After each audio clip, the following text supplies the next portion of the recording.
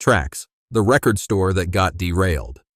In the summer of 1982, when MTV was still playing music videos and vinyl records commanded shelf space alongside the emerging compact disc format, three music-obsessed entrepreneurs from Minneapolis decided to revolutionize the record retail experience.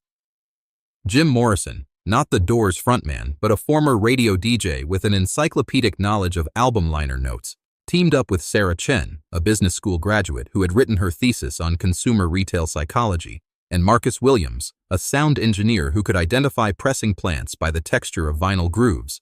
Together, they founded Trax, a record store chain that promised to blend the intimate knowledge of independent record shops with the buying power and systematic approach of major retailers. Their flagship store on Hennepin Avenue opened with 25,000 vinyl records, 8,000 cassette tapes, and a modest selection of 300 compact discs that the founders grudgingly acknowledged as the future of music consumption. Within 18 months, Trax had expanded to 4 locations across the Twin Cities metro area, each store featuring the company's signature listening stations where customers could preview any album before purchase, a radical concept that major chains like Tower Records and Sam Goody had deemed too expensive and theft-prone to implement broadly. The early success of Trax stemmed from their obsessive attention to music curation and customer service that bordered on the evangelical. Every employee underwent a 40-hour training program that covered not just point-of-sale systems and inventory management, but deep dives into music history, genre evolution, and the art of matching customers with albums they never knew they needed. The company developed proprietary software called Music Match, primitive by today's standards but revolutionary for 1984, that tracked customer purchase histories and generated personalized recommendations printed on small cards handed out with every transaction. Store managers were required to maintain detailed logs of local music scenes, tracking which Minneapolis bands were gaining traction, which albums were generating buzz in regional radio markets, and which imported releases might appeal to their increasingly sophisticated customer base. By 1986, Trax operated 17 stores across Minnesota, Wisconsin, and Iowa, generating $42 million in annual revenue while maintaining profit margins that averaged 18% higher than industry standards. The company's success attracted attention from venture capital firms, and in early 1987, Trax secured $12 million in funding from Chicago-based investment group Hartman Capital Partners, money earmarked for aggressive expansion into major metropolitan markets including Chicago, Detroit, and St. Louis. The late 1980s expansion phase transformed Trax from a regional success story into a cautionary tale about scaling company culture. The founders discovered that their intensive employee training program, which worked brilliantly when they could personally oversee hiring and development, became diluted and inconsistent when applied across dozens of locations spanning multiple time zones.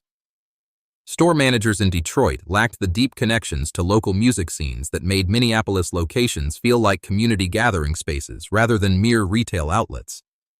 The proprietary Music Match recommendation system, designed for stores where employees knew regular customers by name and musical preference, generated generic suggestions when applied to high-volume urban locations where staff turnover reached 38% annually.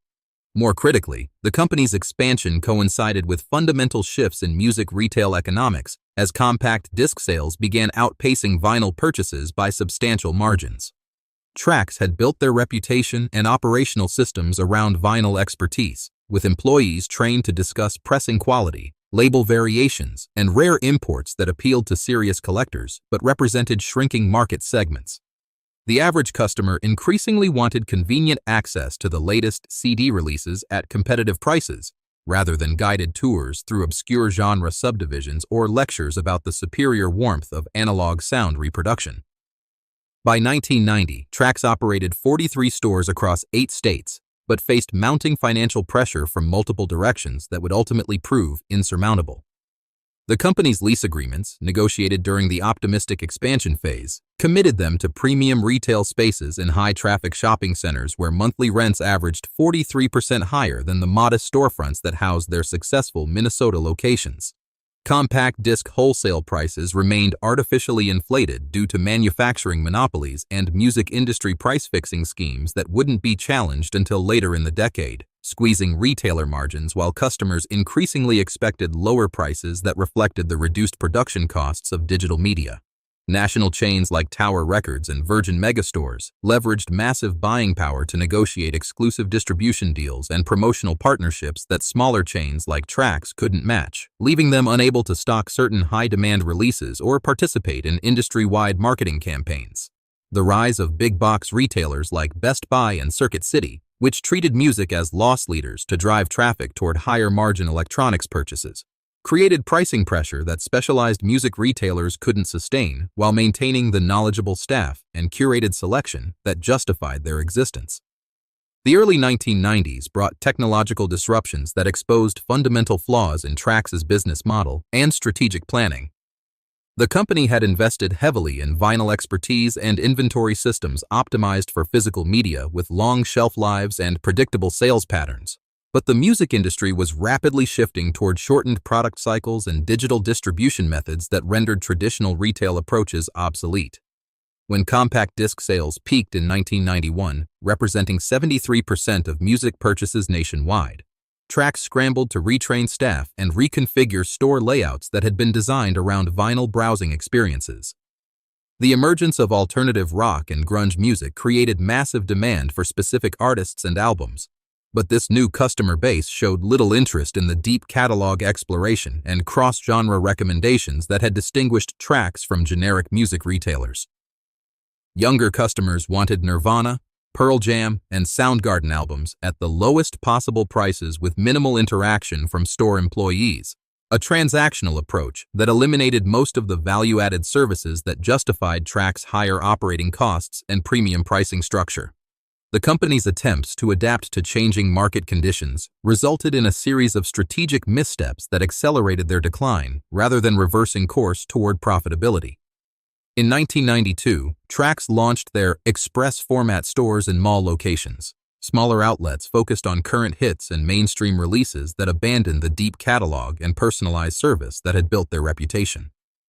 These express stores competed directly with national chains on selection and price while lacking the operational efficiency and buying power necessary to win that competition, resulting in average losses of $18,000 per location during their first year of operation.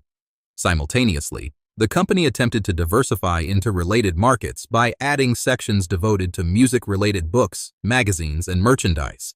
But these products generated lower margins while requiring additional staff training and inventory management systems.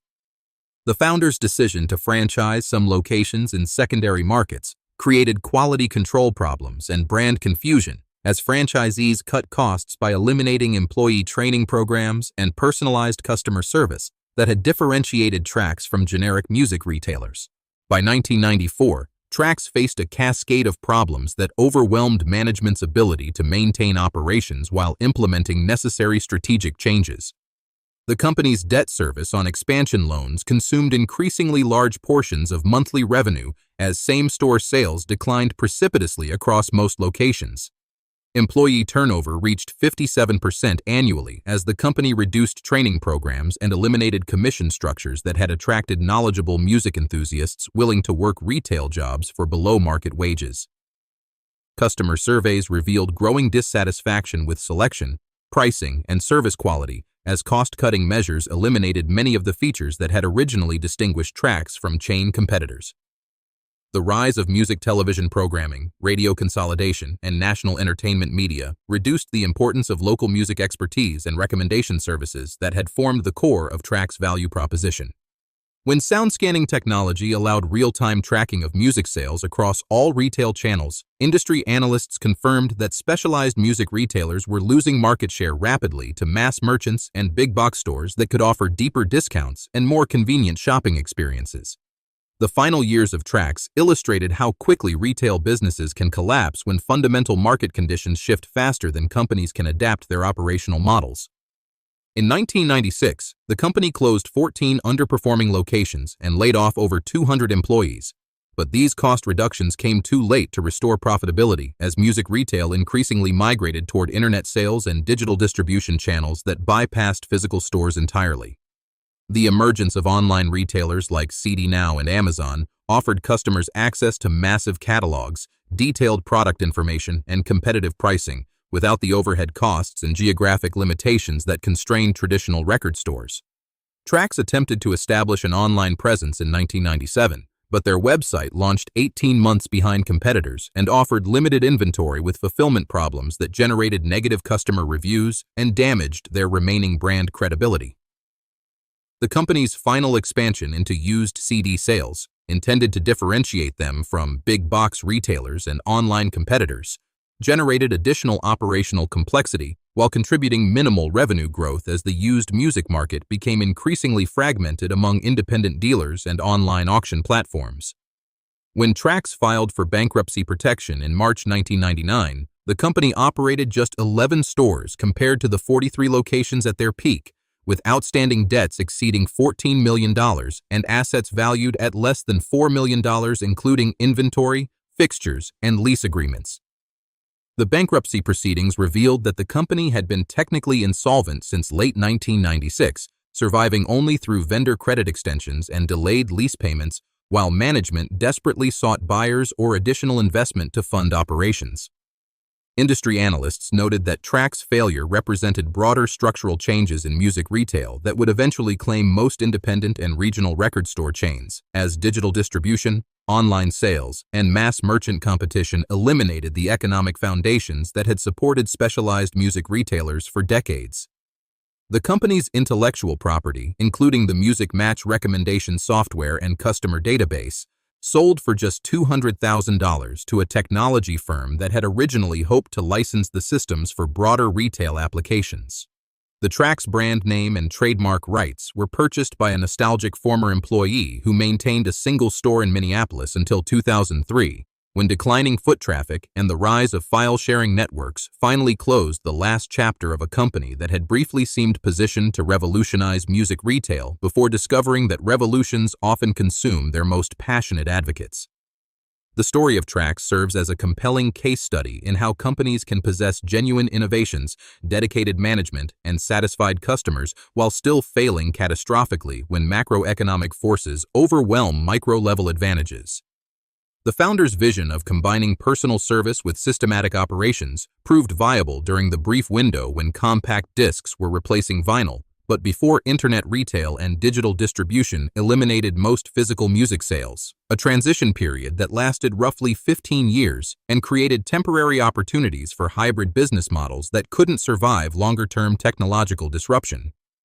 The company's emphasis on employee expertise and customer relationships, revolutionary for music retail in the 1980s, became economic liabilities during the 1990s as consumers prioritized convenience and price over personalized service and catalog depth.